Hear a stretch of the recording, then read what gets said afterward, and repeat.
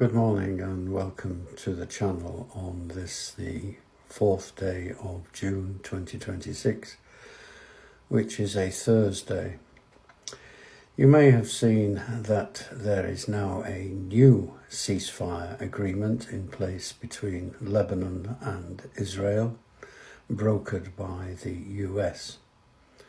However, I cannot understand how a ceasefire can be agreed when Hezbollah are A, not at the table talking about it, and B, don't agree with it.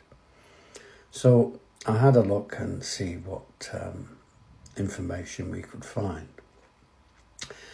The ceasefire status as of today is that Israel and Lebanon have renewed their fragile ceasefire after the US mediated talks in Washington.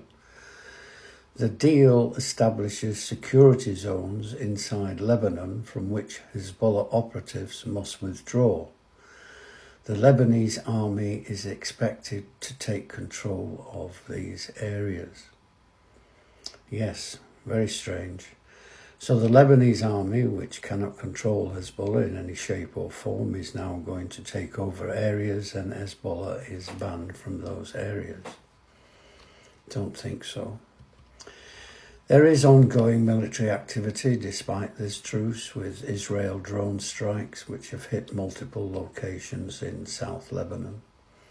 Hours after the ceasefire renewal was announced, casualties were reported. Israel's defense minister says the IDF will continue ground and air operations in southern Lebanon and maintain its security zone up to the yellow line, including the Beaufort area. That is the Crusader castle that was taken over in recent days. Hezbollah activity. Well, Hezbollah continues limited rocket and drone attacks, which Israel cites as violations of the truce. The whole idea of this, Hezbollah would stop all its attacks, and then Israel would stop its attacks on the capital, and that they would stay within the yellow line which they've made.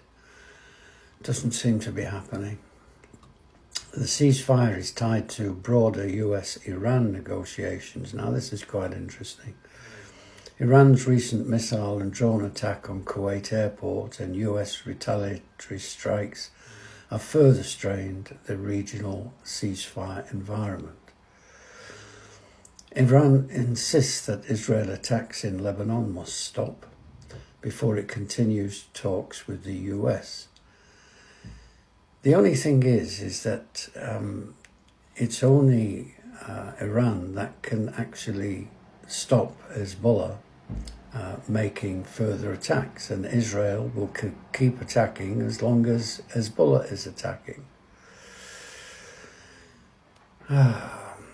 Anyway, the bottom line is this. The Lebanon-Israel ceasefire exists on paper, but is not holding in practice. Israel is continuing strikes and ground operations. Hezbollah is still launching attacks.